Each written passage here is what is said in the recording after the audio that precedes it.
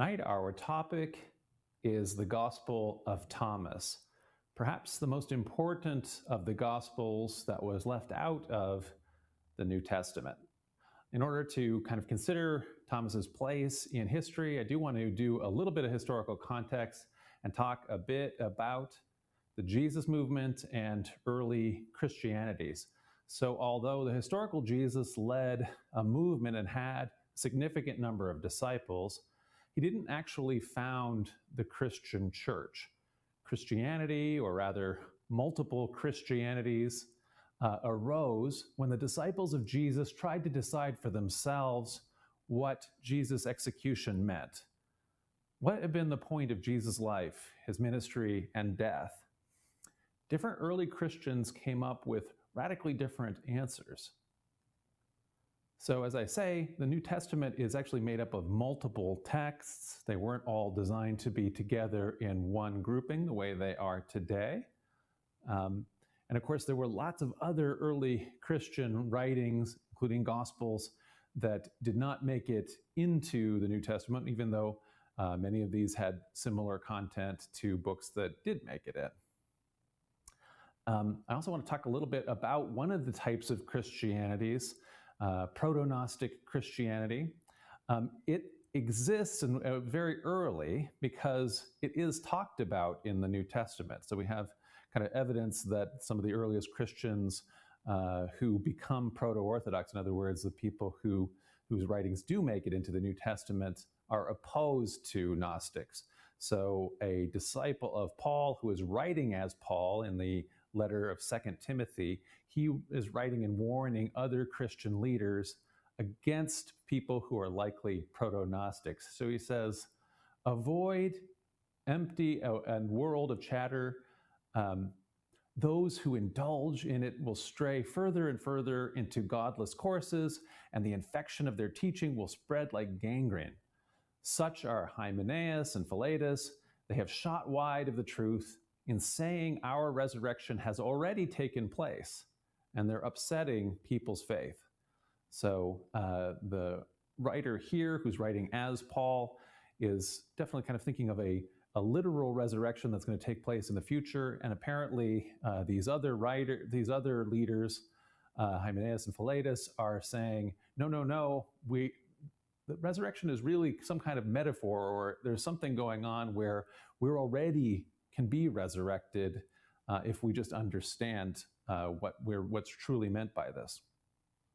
And another character in the book of Acts, which is the second half of Luke's gospel, a person named Simon Magus, is a legendary heretical leader, and he's later listed by Christian historian Irenaeus as one of the founders of Gnosticism. So there's some sense anyway that Gnostics are present at the earliest time. So, however, because Gnosticism was viewed as a heresy by early church leaders, the ones who were the proto-Orthodox who were in the ascendant, from which modern Christianity derives, Gnosticism and Gnostic texts were mostly lost. That changed when an entire library of Gnostic texts were found buried in a jar near the Egyptian town of Nag Hammadi in 1945 by two Egyptians. So the town of Nag Hammadi is near the monasteries of Saint Pachomius, and the collection would have come from a monastery. So Pachomius is actually the founder of essentially monks living together. Prior to this, monks had gone off as hermits alone in the desert, and now they're coming together into what we think of as monasticism monasteries. Anyway, the collection was ultimately reassembled and made its way to the Coptic Museum in Cairo.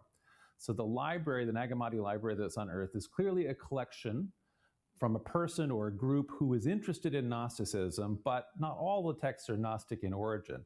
So for example, the 6th Codex contains a poor Coptic translation of Plato's Republic. However, that text has been modified to include Gnostic ideas. So essentially, a Gnostic writer has re-edited a philosophical text and turned it into sort of a semi-version of Plato and a semi-version of Gnosticism. Many of the texts have been made Gnostic and Christian. For example, in Codex 5, there is another philosophical text called Eunostus the Blessed. So it was originally called that. But in Codex 3, or actually that text is in there. But Codex 3 contains the same text, but crudely divided into sections. And instead of it being by a guy, Eunostus the Blessed, it's put into Christ's mouth in response to questions from his disciples. And it's called the Sophia of Jesus Christ, or the wisdom of Jesus. And so again, a philosophical text that's unrelated to Christianity is now being made into a Christian text, not very well done in this particular case. So other texts have undergone similar Gnostic redaction. So what I'm just trying to say here is we have a kind of a Gnostic library, and some of them are very important Gnostic texts, original texts, and brilliant texts, but some of them are texts that have been kind of Gnosticized. So let's look at the Gospel of Thomas.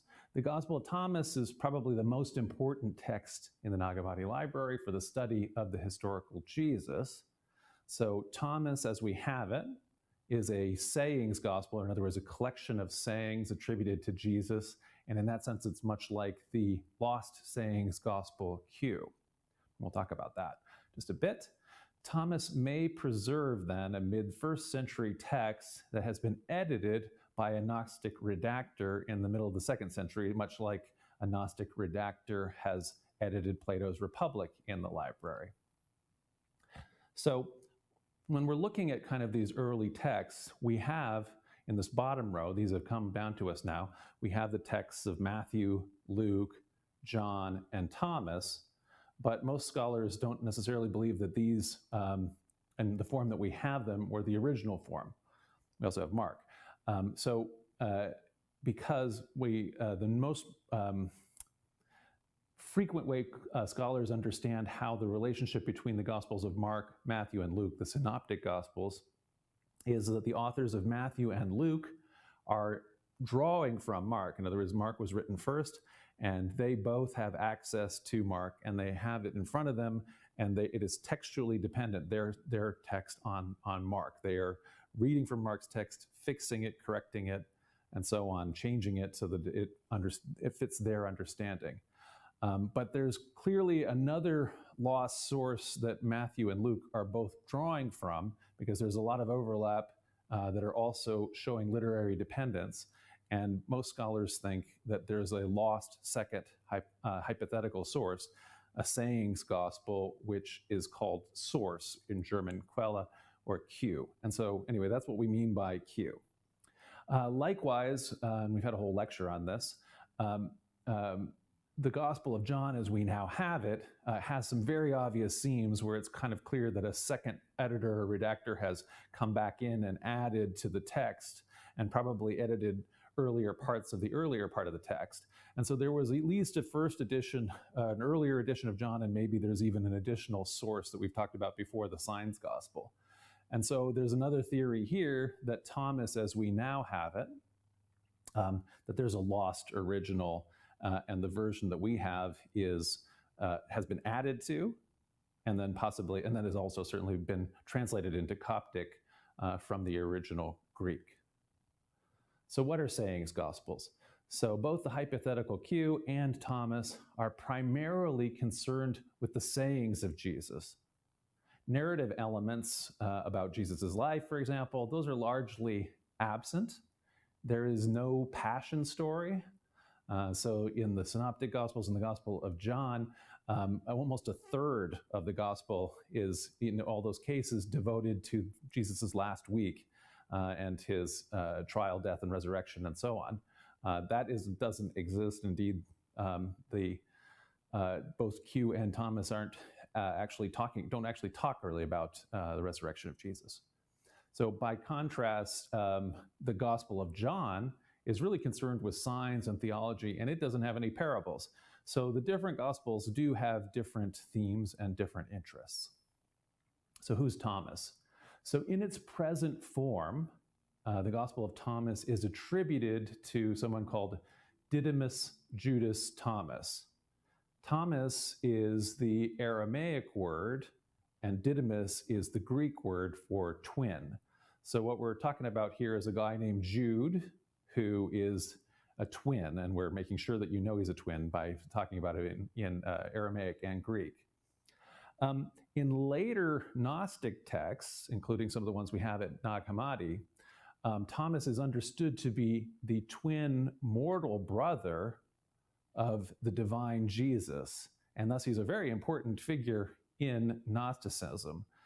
And so the idea here is there's a guy named Jude, and we do have a book in the New Testament that's attributed to Jude, and the author of Jude in that book says that he is Jude, the brother of James, and in the book of James, James is the brother of Jesus. And so anyway, this is Jude, who's the twin brother of Jesus, according anyway to the fact that he's Jesus' twin as opposed to somebody else's twin is what is only spelled out in later Gnosticism. It doesn't actually say that in the Gospel of Thomas as we have it either. There's pairings of divine and mortal twins is very common in antiquity. So in Hellenistic religion mythology, there are bunches of examples. The most famous is Gemini, if you know the constellation, the zodiac. And so the mortal Castor has the divine twin Pollux. So these are essentially fraternal twins where they have the same mother, but in one case the father is a god, in the other case is the mortal husband of the mother, and that produces like a divine mortal pairing of twins. Likewise, people maybe don't know it as well, but anyway, Hercules is one of the most famous demigods. He is a kind of a demigod and an immortal because has a god for a father, but he has a twin, his mortal brother Iphicles. And so this is a Greek vase that's showing Heracles and Iphicles, or Hercules as he's known in English and Latin. Okay, so as we're going to look at and try to wrestle with the Gospel of Thomas and its significance, what I want to say is scholars are very divided in their conclusions about this gospel. And so some date it as early as 60 AD, and therefore making it very, very important indeed. Others would rather cast it out and date it as late as 250 AD, essentially saying it's not important at all.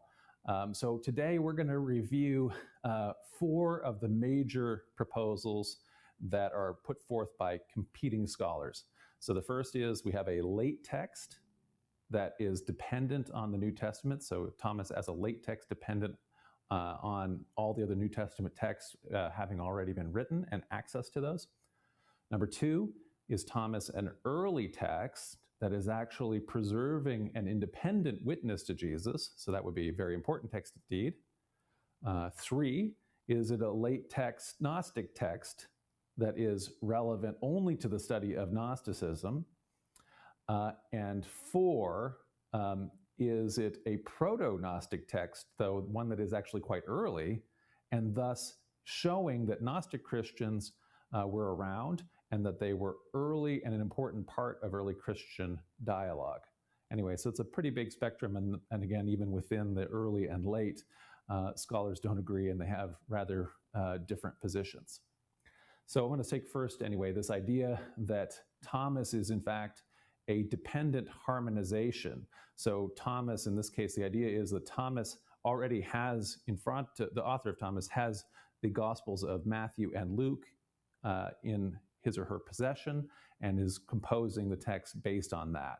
So the idea here is that because Matthew and Luke, for example, drew from the lost source text Q, they often have sayings that are similar, but that they have themselves edited and changed a little bit.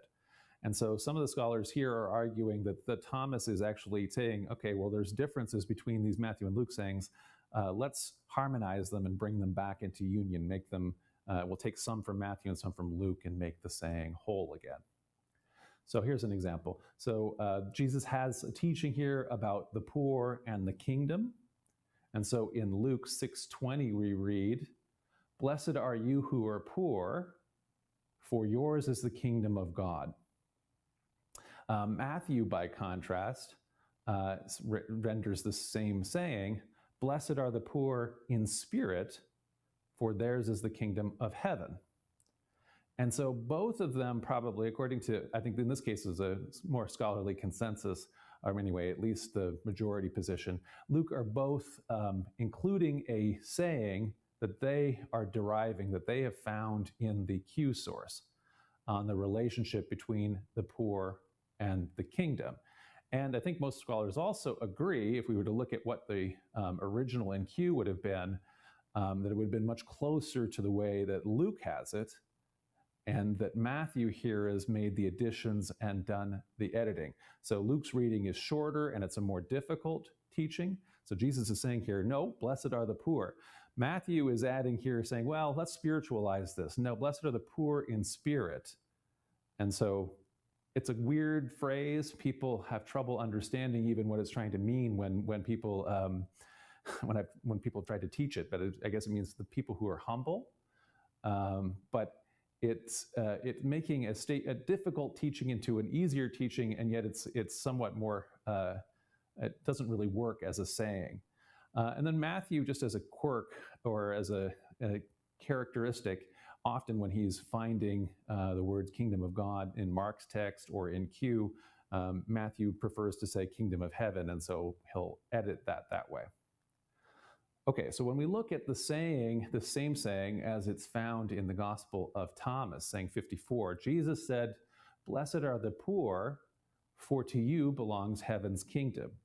And so Thomas doesn't include the in spirit part, but we do have heaven's kingdom. And so Thomas does prefer to talk about the kingdom of heaven as being, the kingdom of God as with the word heaven as opposed to with the word God. Okay, let's look at another case of potential for people to put forward about harmonization. So in Luke chapter 12, Jesus is talking about being the cause of division. Jesus says in this, again, drawing from Q, Luke renders it, I came to bring fire to the earth, and how I wish it were already kindled. Do you think that I have come to bring peace to the earth? No, I tell you, but rather division. From now on, 5 in one household will be divided, 3 against 2, and 2 against 3. They will be divided, father against son, and son against father, mother against daughter, and daughter against mother, mother-in-law against her daughter-in-law, and daughter-in-law against her mother-in-law. So Matthew's version lacks the part about the world on fire, and also the part about the household division, 3 against 2, and so on. And he does change it a little bit up to here, or he keeps preserves the original, depending on which is original in Q. So in Matthew we read, do not think that I have come to bring peace to the earth. I have not come to bring peace, but a sword, as opposed to division. For I've come to set man against father, daughter against mother, and so on. And one's foes will be members of one's own household. And so anyway, it's a little bit different, but it's similar to how you can see the similarities of this saying. It's the same saying with different edits. So let's look at this in Thomas. In Thomas 10 and 16, we have Jesus said, I cast fire upon the world, and look, I'm guarding it until it blazes. So that's similar to the fiery statement, although a little different, from in Luke. And then in Thomas 16, Jesus said, people think that I have come to cast peace on the world. They do not know that I have come to cast conflicts on the earth, fire, sword, war. For there'll be 5 in a house, there'll be 3 against 2, and 2 against 3, father against son, son against father, and they will stand alone. So Thomas here has the fire, the sword, and the 3 against 2, and so on.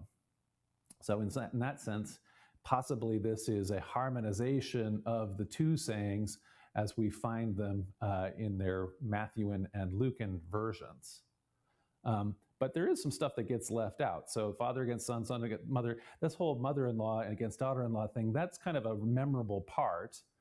And if Thomas is a harmonizer, what we can kind of say is that the editor is relatively aggressive in the deletions. A lot of times when we have a harmonizer, including when Matthew, for example, is trying to bring in Mark and Q sources, Matthew will include both of them, because most harmonizers anyway, or they often err on the side of just adding instead of deleting. If Thomas has Luke and Matthew's texts, Thomas feels very free to simply just pick and choose little bits instead of including deleting a lot, instead of keeping the whole thing. Okay, so that's a case for Thomas as a harmonizer of Matthew and Luke. Here's the next one, is a case for an independent witness. So is an earlier portion of Thomas, a kernel of the text as we have it now, does it preserve an independent witness from the oral tradition of Jesus? So a number of scholars believe this and make this proposal as well, including often a lot of the scholars of Q. Okay, so I want to talk a little bit about oral tradition and how it even works. It's a lot easier, for example, to remember something like a song than an essay. So you probably memorize a lot of poetry, especially in the form of popular songs. And so I was able to just think of some ballads like, "Now John at the bar is a friend of mine. He gets me my drinks for free. He's quick with a joke or to light up a smoke, but there's someplace he'd rather be. He says, Bill, I believe this is killing me," as a smile ran away from his face. "Well, I'm sure that I could be a movie star if I could get out of this place." In other words, that's easy to, they'll run off the tongue. You probably don't even need the words in order to sing ballads like this. It may not be the Piano Man as well as this one, but you might know another ballad and you can just sing it without writing. And so one of the traditional ways of composing things orally and transmitting it orally, like for example the Iliad and the Odyssey of Homer, or the Quran, they're composed orally as poetry that can be memorized and repeated. And as is clearly true with the Iliad and the Odyssey, prior to when it gets written down and we have sort of the canonical version of the text, the bards who are repeating, the oral poets who are repeating Homer are actually maybe composing it and recomposing it and so on with every performance, but lots of it remains the same. But that's how the oral tradition works. And there's a lot of sense, actually, even though this is not one of the tenets of Islam, that Quran was maybe similar because there were lots and lots of variations in the oral tradition of Quran prior to when it all got brought together in the succeeding generations, written down and canonized in the form that we have it today. But anyway, up to this day, thousands of children all around the world memorize Quran. So you can do this in the same way you could memorize a very long song. This wasn't the strategy, anyway, that Jesus has as a teacher. So he didn't write like some long poetic text to explain his teachings. Rather, he taught in sayings that were memorable and remembered and transmitted by his disciples. Nevertheless, the sayings as we have them are rather distant from us, from the historical Jesus. What we have is distant from what Jesus actually taught. The spoken language of the day in Galilee and Judea is Aramaic, and Jesus would have taught in that language. But all of our earliest texts of his sayings are in Greek. And so, although it was once thought that Matthew was composed first in Aramaic and that it was then translated into Greek, that's based on a statement by a very early Christian named Papias. But all literary analysis has shown that Papias he's mistaken. Whatever he meant in his very, I think, ambiguous statement that led people to think that Matthew was in fact an Aramaic gospel originally, but it hasn't shown to be the case. Excuse me. So in other words, Jesus' spoken statements were taught in Aramaic.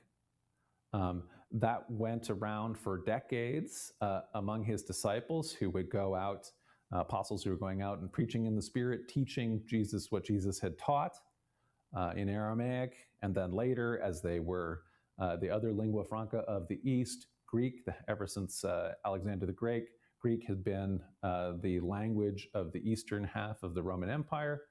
And so those statements were translated into Greek and then taught again in the oral tradition. And it's only then that they're written down, those Greek statements. So the saying circulated for decades and jumped from Aramaic to Greek before they were recorded in the text that we now have. And so while oral transmission does have the capacity to preserve sayings intact, it's completely possible for oral transmission to do that. Nevertheless, it can also function like a game of telephone, where each hearer changes the saying when it's their turn to teach it. And so that also is shown to be the case as tradition that oral people, let's say people who are preserving an oral tradition, even now in the 21st century, in some cases it's been merged with their ancient traditions, but we can determine when the contamination happens. In other words, when a new idea got introduced to it, and that new idea, let's say, got introduced in, let's say, 1930, and it seems to have the same antiquity in the tradition anyway, as maybe the most ancient part of the tradition, but they can't tell the difference themselves because oral tradition has just mixed it all up together. Okay, so in Jesus's sayings, it turns out that we have lots of alternate versions of what are probably the same saying in the various texts we have that survive. So if we look, for example, about this saying about the first and the last, multiple iterations have been preserved. So we have in Mark, many of the first will be last, and of the last, many will be first. Matthew, who is drawing from Mark, retains that same statement almost exactly the same way. But then Matthew has a doublet because Matthew is also either drawing from his own material or it's from Hugh here. So the last will be first and the first last. Luke, again, kind of pulling from the Mark statement here, and remember, those who will be first are last, and those who will be last are first. And then we have in Thomas another version of this. For many of the first will be last, and will become a single one, which, as we'll see, kind of shows signs of the general Thomas redactor. So in other words, there might have been a last and first last saying here that has gotten edited to include a theme that the editor of Thomas likes. But in any event, we have multiple versions. When scholars look at these, the last will be first and the first will be last seems like that may be the closest to what the original would have been. And then as editors add things, they want to soften it, and they say, well, it's just many of the first will be last and many of the last will be first. In other words, they don't want to really say the last is going to be first and the first is last, but it may well be. So this is a harsher saying, but it's also maybe a one that it transmits easier, but you can see why it might get added onto, right? Okay, so in that doublet that we saw from Matthew, what may well have happened here is Jesus said the one thing, it got passed along through that oral tradition. That first version got to Mark, which went sort of directly into Matthew's compilation. That second version may well have been in Q or some other Matthewan source, because it's not duplicated in Luke, so we don't know for sure in this case. In any event, Matthew here as a harmonizer has erred in the sense of putting both of them together or including both of them in different parts of his gospel in order to not delete anything. Anyway, there's lots of other, all kinds of other sayings of Jesus are preserved in multiple variants. We have one of these here that's something like, in Mark anyway, it exists as, remember, those who try to save their own life are going to lose it, but those who lose their life for my sake and for the sake of the good news are going to save it. And that same version, drawing from Mark, is repeated in Matthew and Luke. But Matthew and Luke both have their own saying that's probably derived from Q. So whoever tries to hang on to life will forfeit it, and whoever forfeits life will preserve it. And then finally, again, in the gospel, in this case, in the Gospel of John, there's another variation of this saying of Jesus that would be essentially circulating all by itself, since John isn't necessarily drawing from any of these other texts. So those who love life will lose it, but those who hate life in this world will preserve it for unending real life.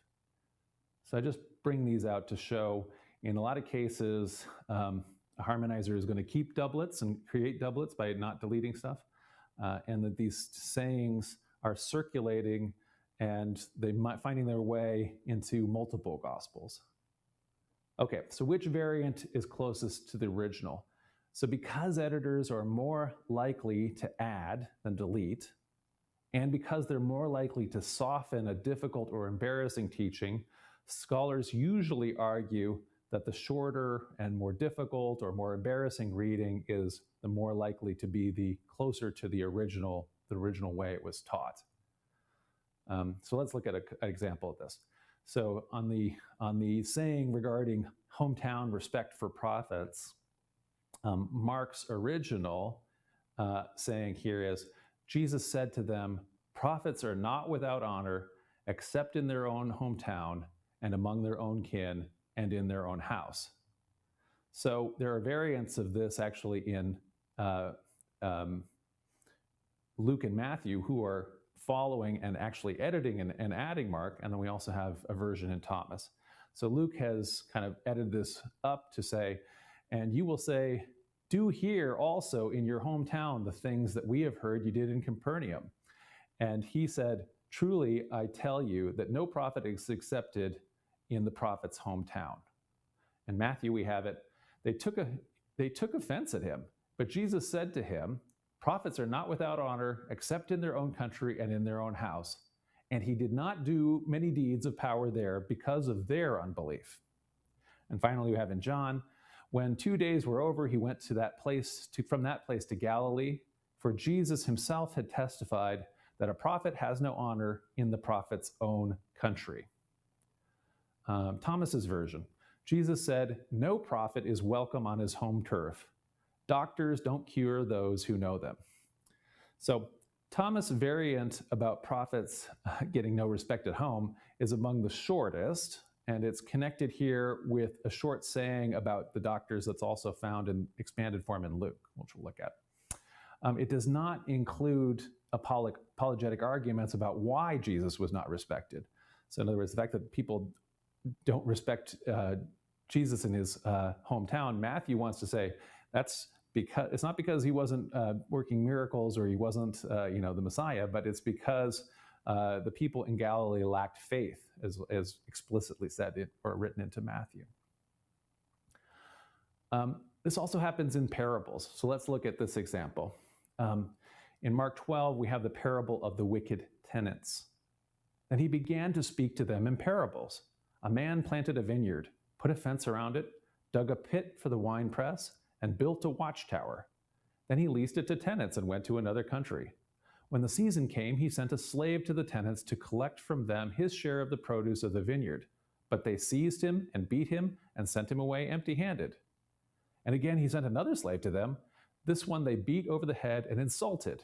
So he sent another, and that one they killed. So it was with many others. Some they beat, others they killed. He had still one other, a beloved son. Finally he sent him to them, saying, they will respect my son. But those tenants said to one another, this is the heir. Come, let us kill him, and the inheritance will be ours. So they seized him, killed him, and threw him out of the vineyard. What then will the owner of the vineyard do? He will come and destroy the tenants and give the vineyard to others. Have you not read this scripture? The stone that the builders rejected has become the cornerstone.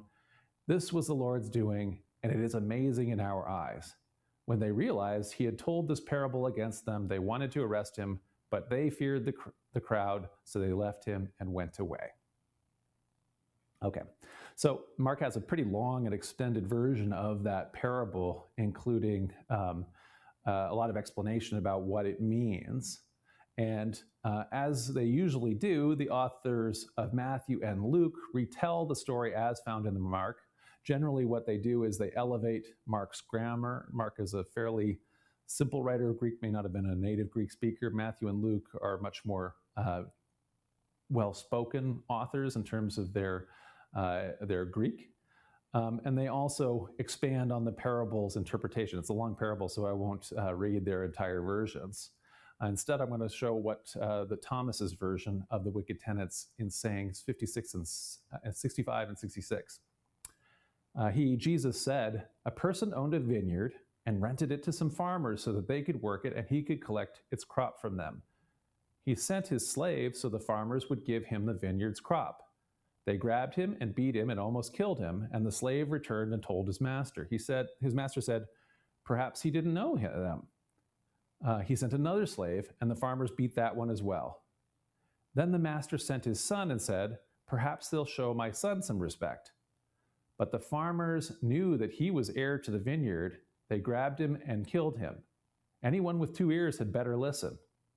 Jesus said, show me the stone the builders rejected. That is the keystone. So Thomas here preserves a much shorter version. Especially the lacking here are elements that transform the parable into an allegory. So in other words, we don't hear that the man's son here is this beloved son. In other words, which is kind of making it an allegory of God sending all kinds of prophets, let's say servants, to the Jewish people, and then finally sending the son, and then obviously then Jesus is killed. And so in other words, that's what the implication in the Mark story is. This story is what it exactly means is open to dialogue, which is more like what other parables or early parables of Jesus are like.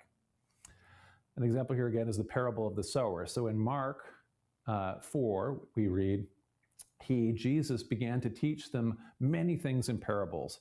And in his teaching, he said to them, listen, a sower went out to sow. And as he sowed, some seed fell on the path, and birds came and ate it up.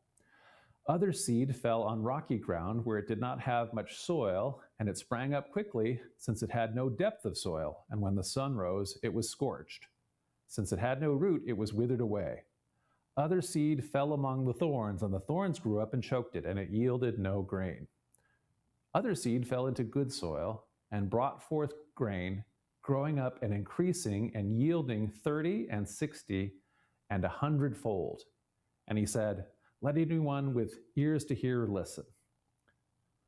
So once again, Matthew and Luke follow this closely. The only one of the major differences anyway is that Matthew reverses the yield order. So he's saying some had 100-fold, some 60, some 30, as opposed to the other way around. Luke simplifies it and just says it yields 100-fold, and so not the 30 and 60. So there's not 3 different yields in the Luke version.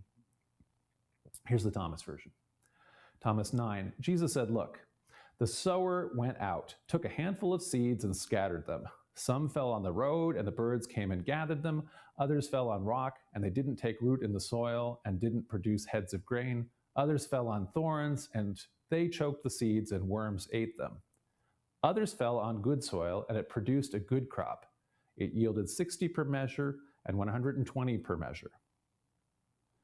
So once again here, Thomas' variant is shorter and it's simpler, and so therefore it seems to make more sense as a rhetorical teaching. You have the sower, 3 types of bad soil. They reap 3 different types of yields. It's only 2 in Thomas's, and so one of those has been lost, but it's probably originally more like in Mark. There's 3 types of yields that are probably 30, 60, and 120. So tripling, or doubling and doubling. Okay, well, just one more of these. The parable of the mustard seed. It's as recorded in Matthew. So Matthew here is drawing again on a parable that he found in Mark, but he changes it a little, and I want to highlight that here. So Matthew 13, we read, Jesus, put them another parable. The kingdom of heaven is like a mustard seed that someone took and sowed it in his field.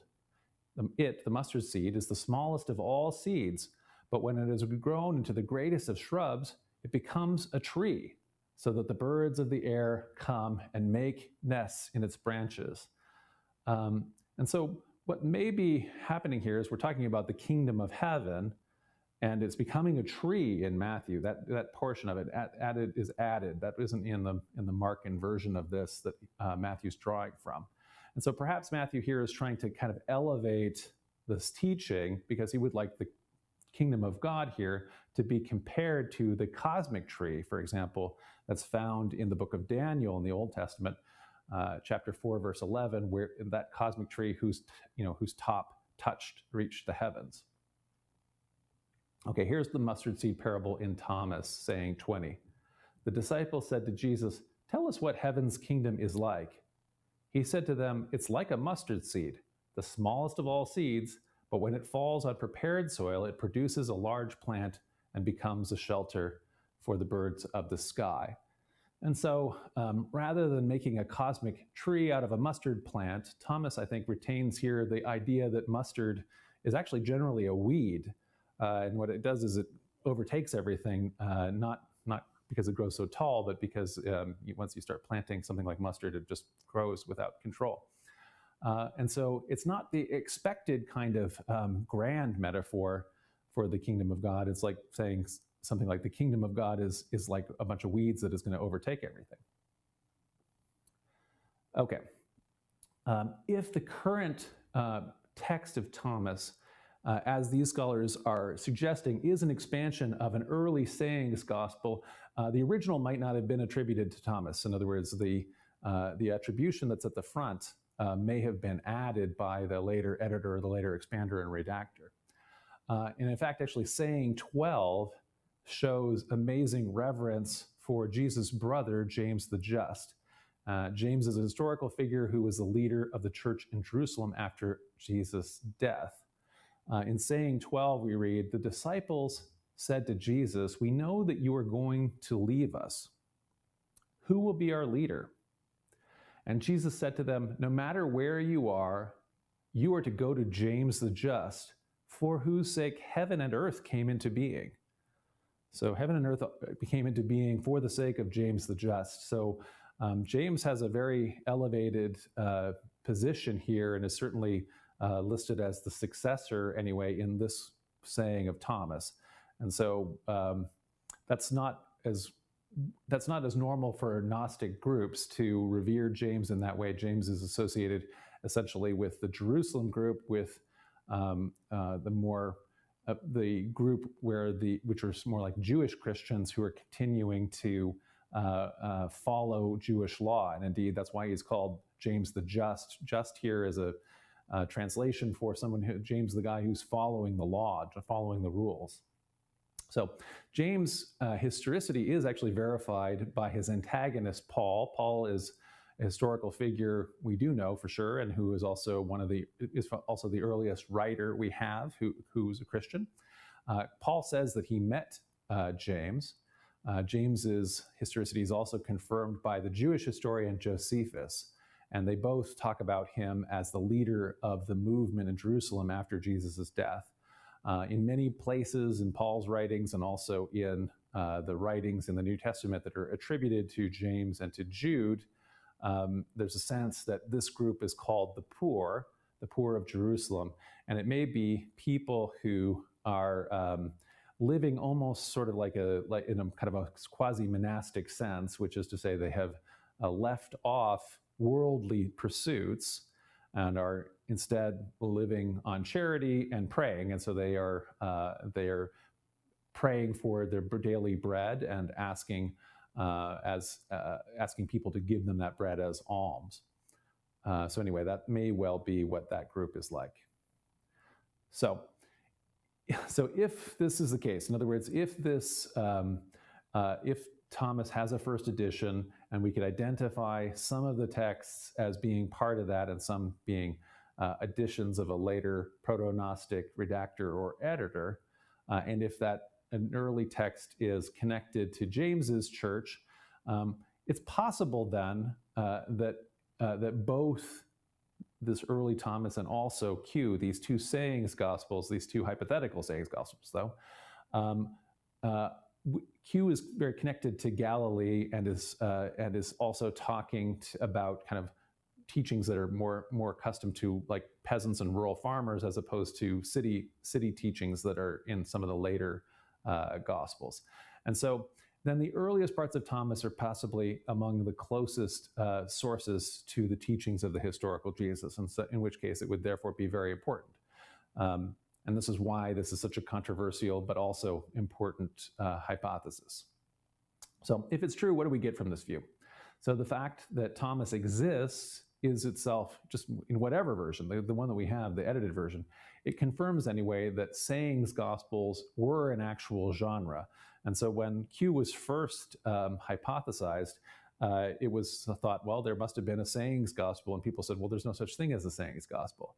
Well, they later found a sayings gospel, so that part at least has been proved out. If Thomas is an independent early witness, it provides confirmation actually then for many sayings which were previously unique to Luke, Matthew, or John. So there's a bunch of sayings that so Matthew is working like Luke from Q and Mark, but there'll be lots of parts of Matthew are distinctly Matthewan, and some parts of Luke are distinctly Luke. So the prodigal son only exists in the one text. Same thing, a lot of the sayings in John are only in John. Now with Thomas, there's actually a bunch of the sayings that are unique that actually have a Thomas variant. And it's also true that there are some potentially early sayings of Jesus that are found only in Thomas. One of the most interesting examples is Thomas 97, the parable of the empty jar. It goes like this. Jesus said, "The Father's kingdom is like a woman who was carrying a jar full of meal. While she was walking along a distant road, the handle of the jar broke and the meal spilled behind her along the road. She didn't know it. She hadn't noticed a problem. When she reached her house, she put the jar down and discovered it was empty." So it's kind of an interesting thing. So the kingdom of God, the Father's kingdom, is like a woman carrying a jar full of meal. And it's ultimately, in the course of carrying it, the meal is gone, the jar is empty. So, like many of Jesus' other parables about the kingdom here, the teaching encourages deeper thinking and dialogue. This isn't a simple allegory where we can just say, what's the kingdom? What's Jesus? What's the gospel here in the course of this teaching? It's a teaching that requires us to think about deep meaning. All right, so that's that case. I want to now look at the cases for Thomas as a proto-Gnostic text. And of course, as we said, it's found at Nag Hammadi in a collection that includes many Gnostic texts, and that makes the case that Thomas, at the minimum, was very valued by Gnostics. In its present form, Thomas includes many Gnostic or proto-Gnostic sayings, and so this implication, though, has led different scholars to very different conclusions. So one of them is, perhaps this text is really all it can tell us about is just what Gnosticism is about. So scholars like Bart Ehrman see Thomas as dependent on Matthew and Luke. Thomas, then, for him, is simply a late 2nd century work of a Gnostic Christian who picked sayings out from canonical texts that best fit Gnostic views and then harmonized them. This editor then added Gnostic sayings or created them themselves and attributed them to Jesus, which makes really Thomas relevant only to the study of Gnosticism. Still be very interesting, and as are all of the other Gnostic Gospels, for us to learn about this other thriving and interesting branch of Christianity, early Christianity. However, other scholars like Elaine Pagels argue that the Gnostic text is itself early. So Pagel argues that the primary author of the Gospel of John is aware of the Gospel of Thomas in its form that we have it. And so in other words, that person who's writing, let's say, around the year 90 or 100, already has access to the full Thomas the way we have it. And so therefore the Gnostic redaction, or if it was just written entirely by a Gnostic, that happened before the Gospel of John was composed. And if so, then Thomas's Gnostic sayings are an early and influential part of 1st century Christian dialogue. So let's look a little bit about what the Gnosticism of Thomas is like and what is meant by that. And so we've been talking about what is the kingdom of God. We've already seen the saying about the woman with the jar. Here's another saying in Thomas 3. Jesus said, If your leaders say to you, look, the Father's kingdom is in the sky, in other words, heaven is literally up there in the sky, then the birds of the sky will precede you to heaven, right? If they say to you it's in the sea, then the fish will precede you. Rather, the Father's kingdom is within you and it is outside you. So, like I say, Jesus taught about the kingdom of God, but early Christians had very different interpretations. Thomas here, and actually elsewhere throughout the text, is rejecting the idea that the kingdom will be founded after a literal apocalypse, or that the kingdom literally exists in the heavens for people who were involved in the afterlife, let's say. That saying goes on. There's another saying here. What was it? We were just saying 3. So that was, that was saying 3 verses 1 through 3. This is going to go on through saying 3 verses 4 through 5. When you know yourselves, then you will be known, and you will understand that you are children of the living Father. But if you do not know yourselves, then you live in poverty, and you are the poverty. So if the kingdom is not literally in the heavens, what is it?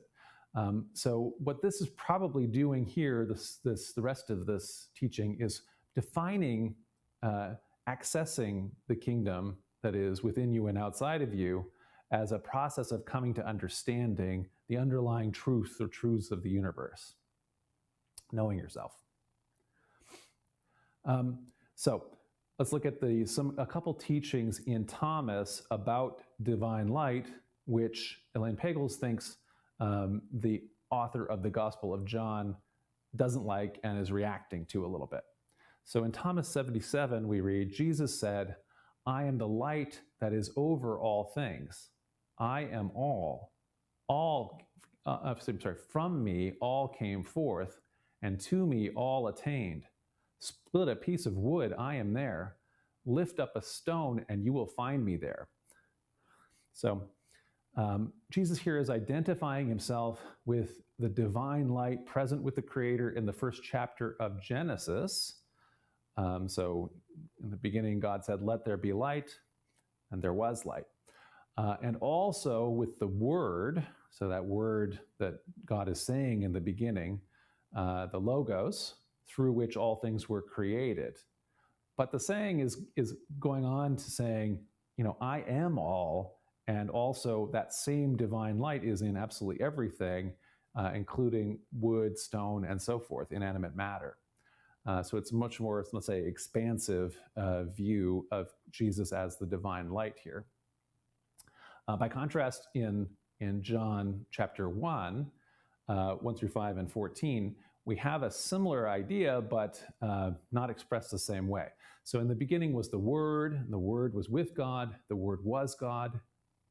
He was in the beginning with God. So in the same way God is saying, let there be light, having the Word, that Word is with God. All things came into being through that Word, through him, and without him not one thing came into being. What has come into being in him was life, and the life was the light of all people. The light shines in the darkness, and the darkness did not overcome it. So there is an equation here of Jesus as Christ with the Logos and with the divine light. But we have very clearly, though, also the Word became flesh and dwelt among us, and we have seen his glory, the glory as of a Father's only Son, full of grace and truth. So I'm going to contrast a couple more here of these sayings of light, which are different. Even though there's a lot of abstract thinking here between Thomas and John, there's distinctions that may well be very, very important to the two writers. So in Thomas 24, we read, his disciples, Jesus' disciples said, show us the place where you are, for we must seek it. And Jesus said to them, anyone here with 2 ears had better listen. There is light within a person of light, and it shines on the whole world. If it does not shine, it is dark. And then in Thomas 50, saying 50 verse 1, Jesus said, if they say to you, where have you come from? Say to them, we have come from the light, from the place where the light came into being by itself, established itself, and appeared in their image. So again, it seems to be talking about going back to that creation story, but there is also a lot more talk here anyway about being persons of light and places of light, and there being a place of light than we get in other Christian texts, including in John.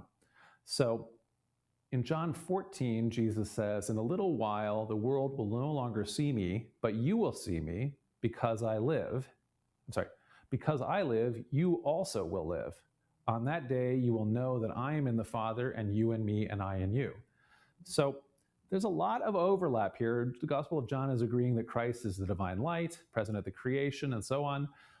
And that also the Gospel here has a sense that humans are in Christ and Christ are in us. But this text stops short of assigning divine light to wood and rocks, and also to saying that that all things came through Christ in the creation, but not all things are Christ.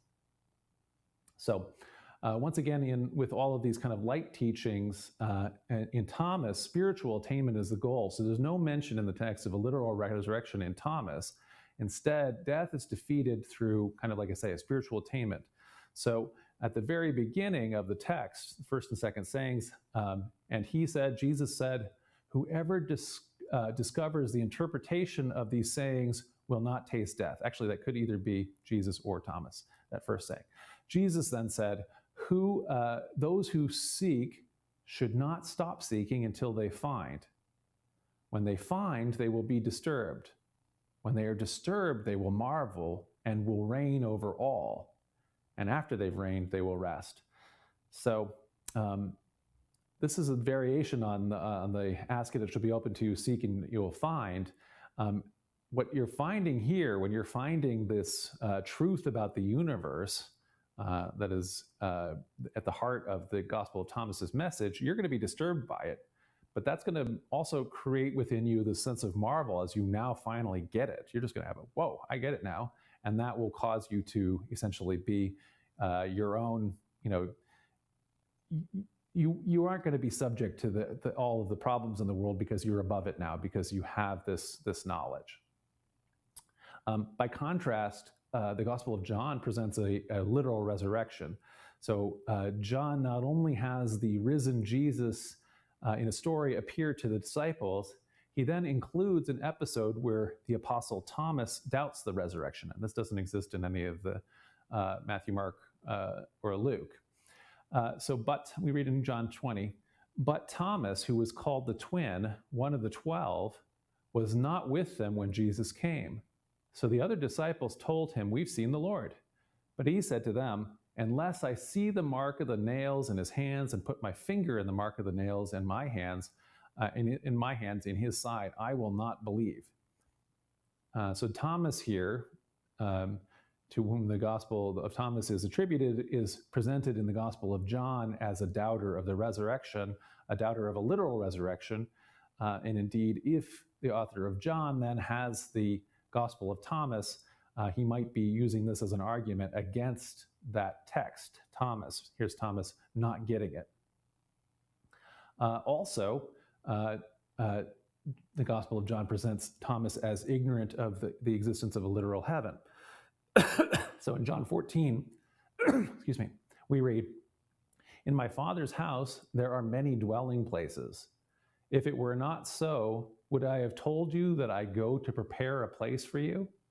And you know the way to the place where I am going."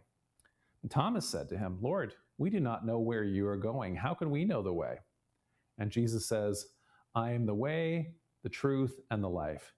No one comes to the Father except through me." So, is then John also an anti-Thomas polemic, as Elaine Pagels and other scholars are suggesting?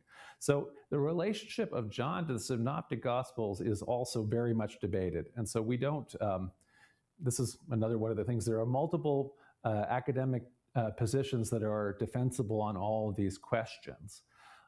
So there is considerable overlap in John in the Passion account with the Passion account in Mark. So that's one of the parts of lots of the Gospel of John has episodes and Jesus doing things that are just not like anything else in any of the other Gospels. But when it starts getting to the Passion story, the story of Jesus' last week and his trial and execution especially, there's a lot of overlap with Mark. And so scholars originally speculated, well, is there a lost Passion Gospel that both Mark and John had access to? But the problem with that as a theory is that people have looked at the Passion account in Mark, and it does contain so many Markan elements that it's hard to imagine that Mark didn't just compose this and create it. And so the overlap, then, the implication of that is that perhaps even though John is not literally dependent on Mark, so John is never doing this thing where he's got the text, the author of John has the text of Mark in front of him and is copying word for word the way Luke and Matthew do, in other words, so that we see the literary dependence. It may well be, though, that the author of John is writing after Mark is circulating and knows the story from Mark, even if they're not reworking it directly. So if that's argued, that's not for sure. That's a speculative case on the relationship between the Gospel of John and the Synoptic Gospels, especially Mark. So if Pagels is correct, the relationship between John and Thomas is quite similar. In other words, that it's not literarily dependent, but there are things about the Gospel of Thomas and teachings in the Gospel of Thomas that are offending the author of John, who has access to Mark and Thomas, and as a result, John is correcting those teachings, and as far as he's concerned, and also writing episodes or creating episodes where the Apostle Thomas is wrong about a bunch of stuff, which again doesn't exist in the synoptic stories. Okay, so we can't, end a lecture on the Gospel of Thomas without getting to the problematic final saying.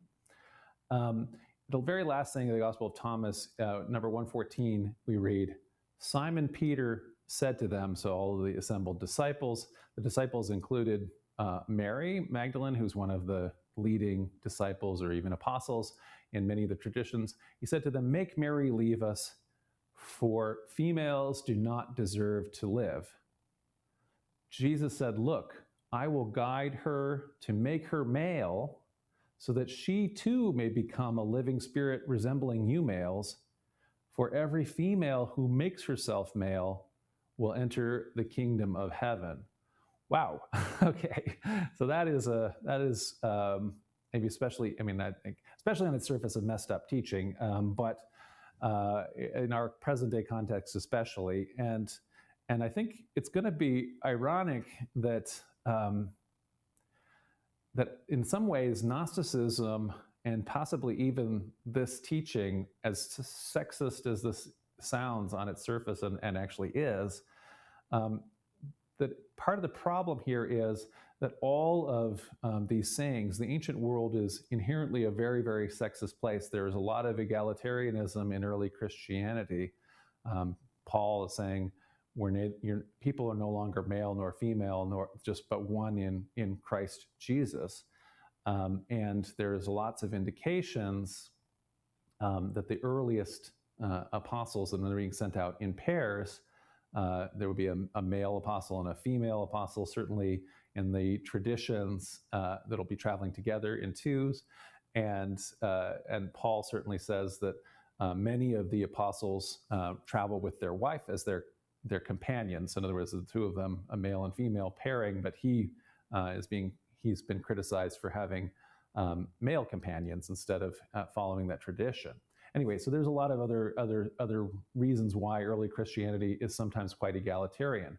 But nevertheless, there's also emerging teachings in early Christianity that we have both from Paul and from others, where people are arguing, well, women shouldn't even be allowed to preach in church or speak in church, or they should have their head covered, and that, so on and so forth.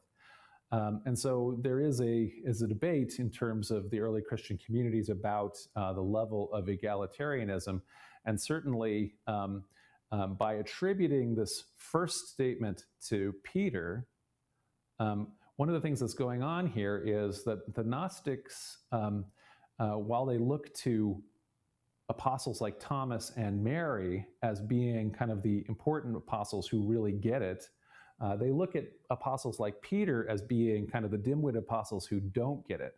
And they are probably putting themselves in opposition to people who essentially are emerging as the proto-Orthodox Christians, the Christians who ultimately believe that Peter went to Rome and became the first pope, for example, is certainly an early tradition that happens. And so Peter, the people in the Matthewan community that are claiming Peter, Matthew records a statement of Jesus that you are Peter, and upon this rock, Peter means rock, upon you I will build my church, and I will give you the keys to the kingdom, and so on. And that statement, though, exists only in Matthew. So that's not in Mark or Luke or John or Thomas. And so in other words, the Matthewan community definitely is like promoting the authority of Peter among the different apostles. The Thomas community is actually sort of undercutting the authority of Peter, the same way that Elaine Pagels was arguing that the John community was arguing, undercutting the Thomas community's authority by saying that Thomas is a doubter, Thomas doesn't get it, and so on. And so this is this harsh statement that females don't deserve life, by which he means to say here true life, eternal life. In other words, females are not suitable for philosophy. That's a statement that is antagonistic here, but it's actually the author is probably essentially saying Peter is a dummy, and Peter's saying things that are wrong. He's saying things that lots and lots of people in the very sexist Greco-Roman and also Jewish worlds of the time were saying, which is you can't teach philosophy to women or something like that. They aren't going to be able to live the good life of the philosophers, the true life of the Gnostics, right?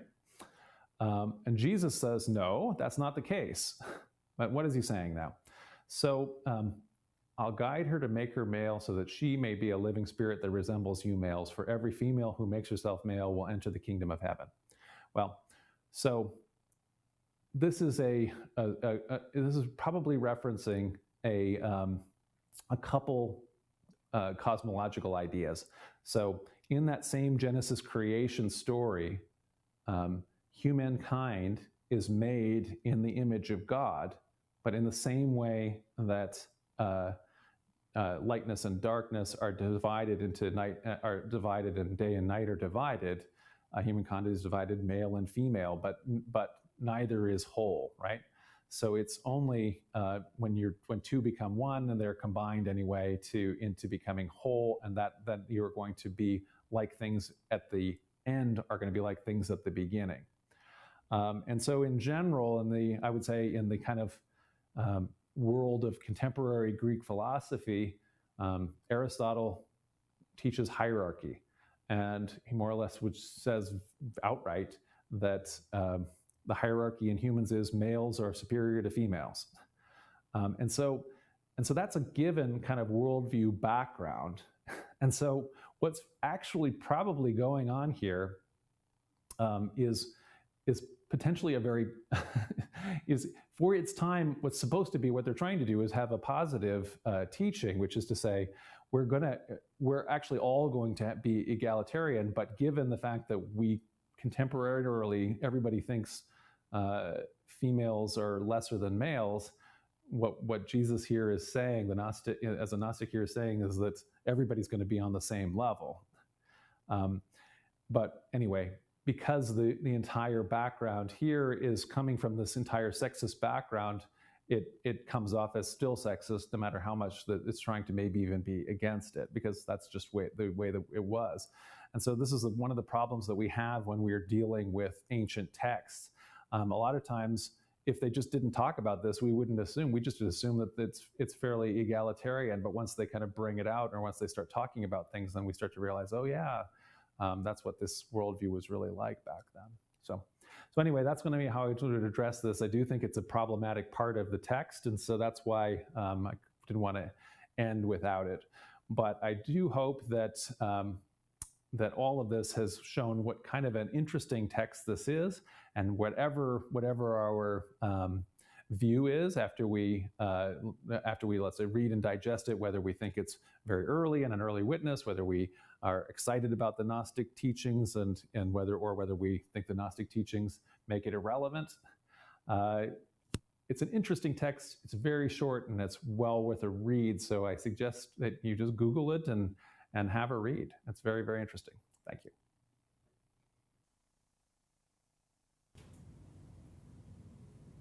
All right. And so we've had a bunch of questions in the comments in the both of the chat windows in YouTube and also on Facebook. And so I just want to read a few of those and respond to a few of those. I think early on when we were looking at the diagrams and we were talking about the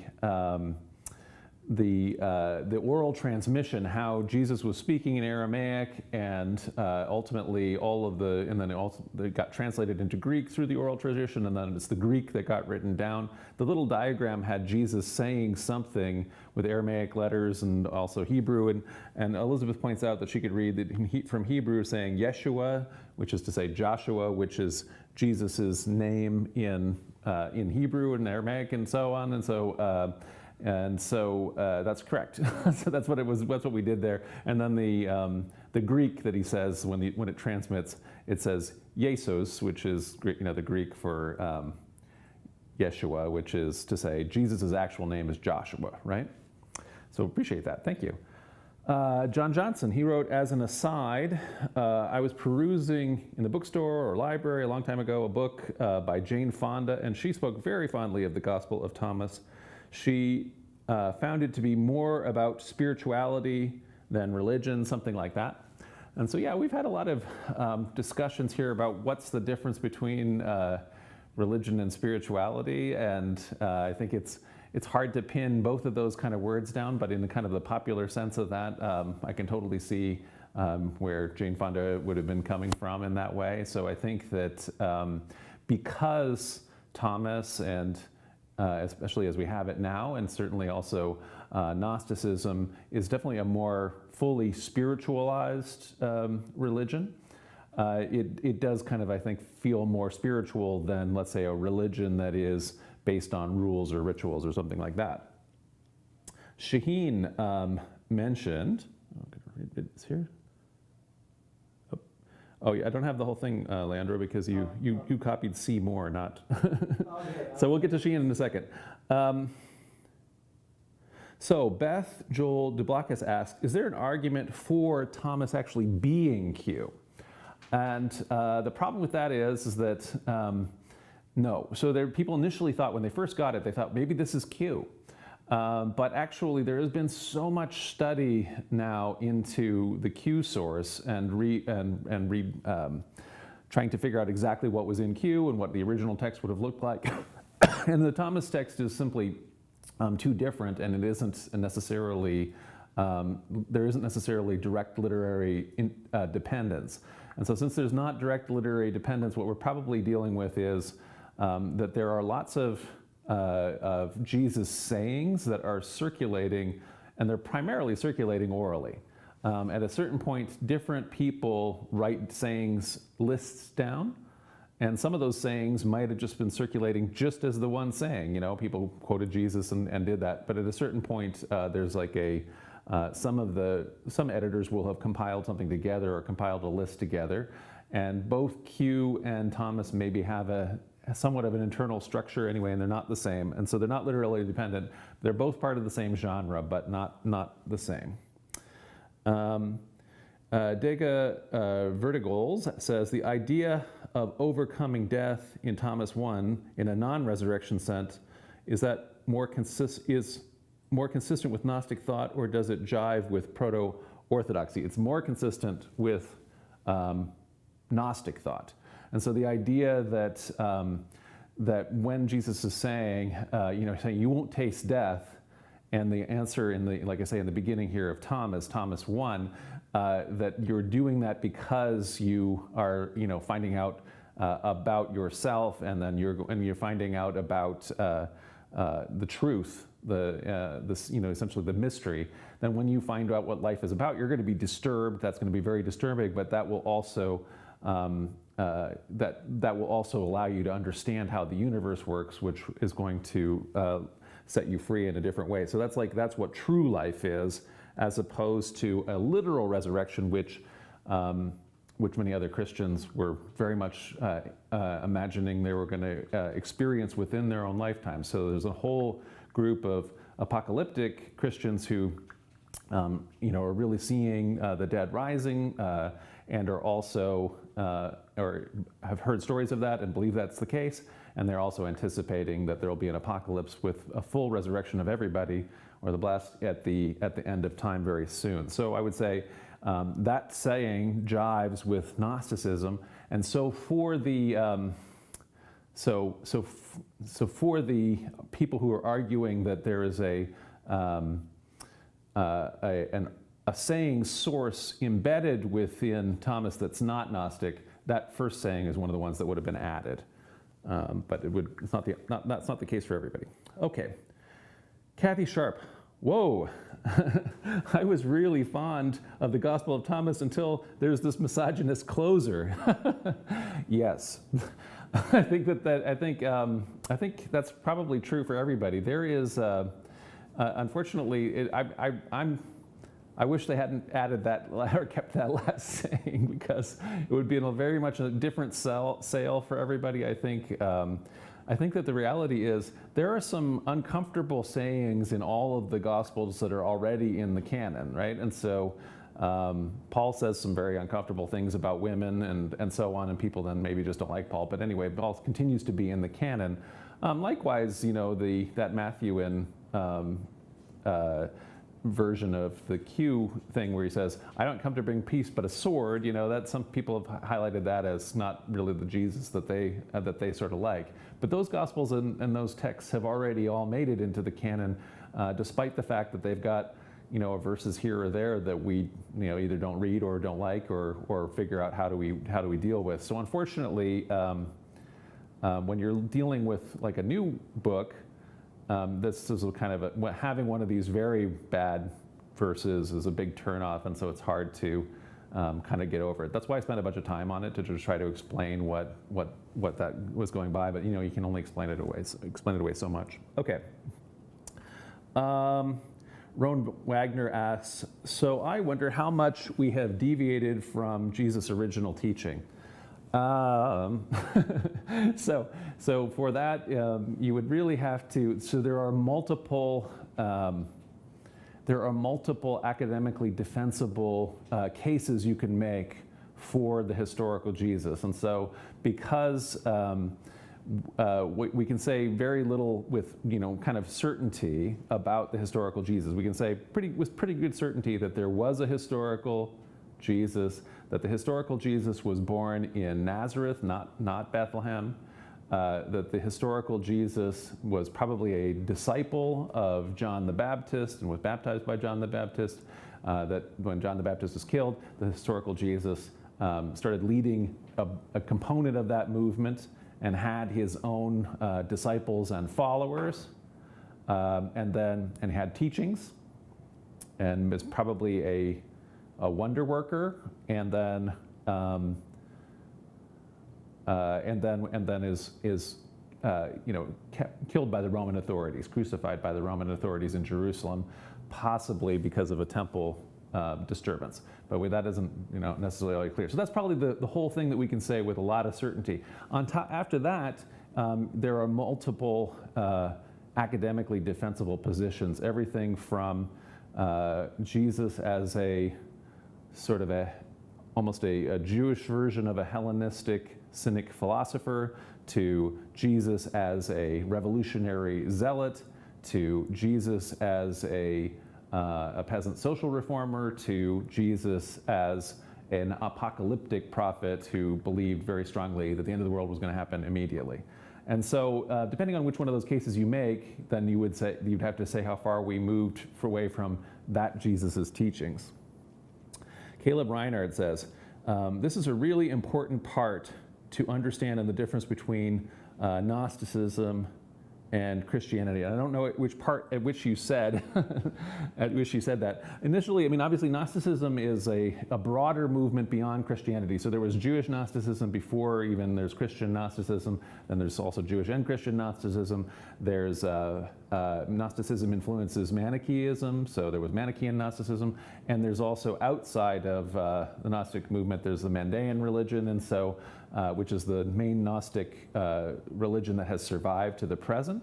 And so, so at some point or other, the Christian Gnostics are Christianity, but they're not. They're considered a heresy by the main line of Christianity, which is what everyone is descended from. So in other words, none of the Christian tradition churches that exist today, they all descend from the Proto-Orthodox, the Nicene, and anyway, the other related churches, as opposed to the Gnostics, which did not survive. Okay. So Rowan Wagner says, so I wonder how we sift out the human opinion to get the real teachings of Jesus. So you don't, so is what I would say. In terms of if you're trying to do this academically, when we're using the academic tools of literary criticism, and to get to teachings you got to use literary criticism, but then also history. What you are not going to get away from is the human opinion, because that's what those tools are. In other words, those are academic tools, those are human tools. So if you want to, so we're talking about the real teachings of Jesus. What you can get through human opinion is as close as you can get to the actual teachings of the historic Jesus.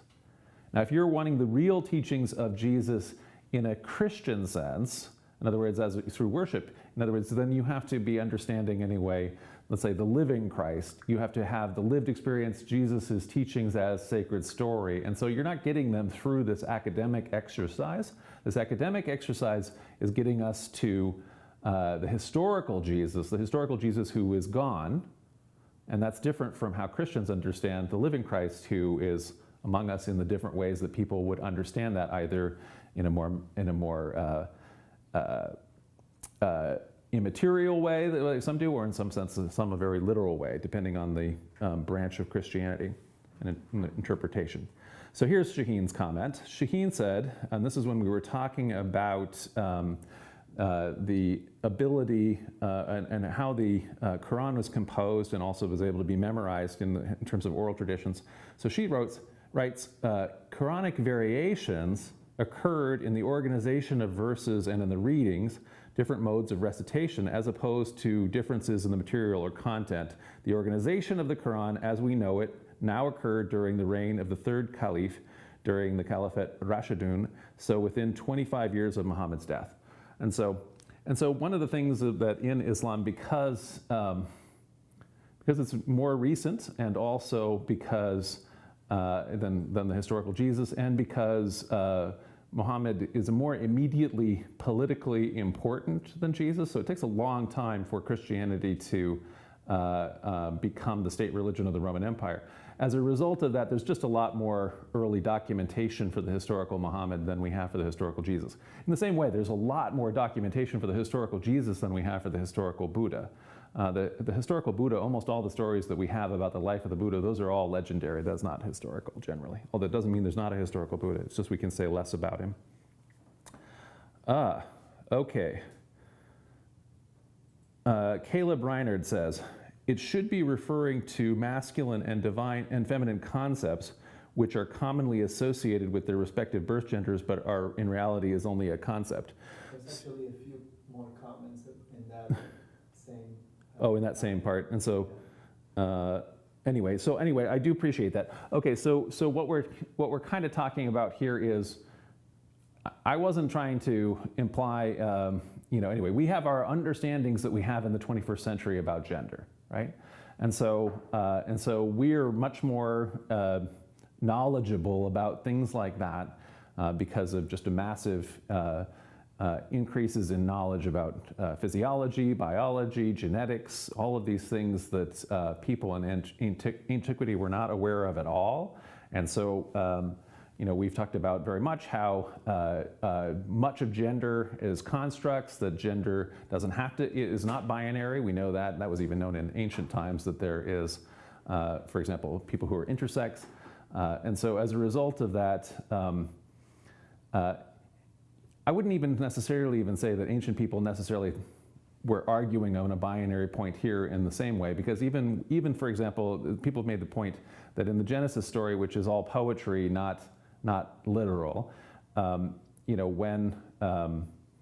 God separates water from land and is creating two different things, there's not like there's not like a spectrum of continuity between water and land. It's not like there's no beaches, there's no wetlands, there's no swamps, there's no, all of the other kinds of, combinations that occur between the two. Likewise, we know that with gender. Gender doesn't have to be binary.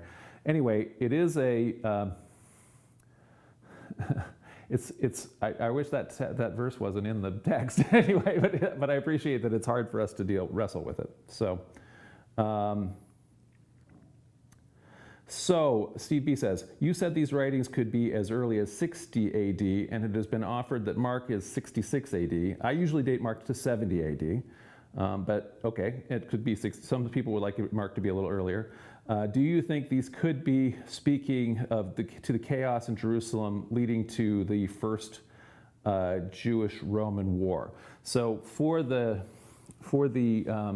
60 AD writing, so the compilation of that, this would be what we're talking about then for that earliest dating is this is the idea that there's an early Greek source that is more like Q, the Q saying source, that doesn't include the Gnostic elements. The people who are dating it to 60 are giving that kind of a date for that early part of Thomas. I don't think that they think it's being written or composed in Jerusalem. And so even already by 60, Christianity is relatively widespread across, even the whole Roman world, but especially the Greek East. And so different people are thinking that maybe, it's not clear where it would have been, composed, but it could have been composed anywhere from Syria to Alexandria. And so I don't know that there is, so in Mark, there's very clear, it's very clear that the Jewish war is going on. That's why a lot of people think it's dated to 70 because of the awareness of the text of the destruction of the temple and so on.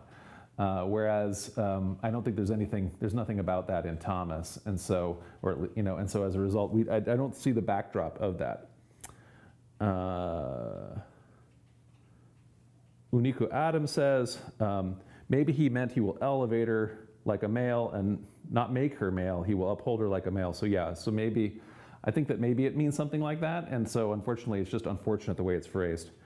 Does the final line mean something about reincarnation? Does women become men in another life? Probably not, I would say, because almost everything is an inward journey. And so probably what's happening here is that the Thomas here is saying that the physical doesn't matter, because what's happening is all human spirits are becoming the elevated form of human spirits, because they have achieved, because they're children of light, and the physical isn't what matters for the Gnostics. And so probably it's not probably meaning reincarnation, but rather it's probably meaning returning to your wholeness as male and female are come back together, and you're no longer a divided being, but instead you are a whole human that is fully elevated human.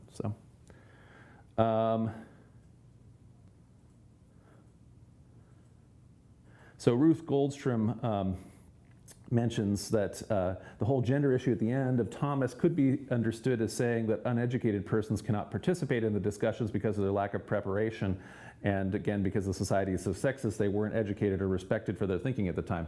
And I definitely think that that's the first part of it, which is put into the mouth of Peter, right? So as Peter here is saying, women aren't educated, so therefore they're not able to have these kind of teachings. And the answer is no, that's not the case, because all humans are children of light. They all have a divine light in them, and they all can achieve that wholeness through this gnosis, this knowledge.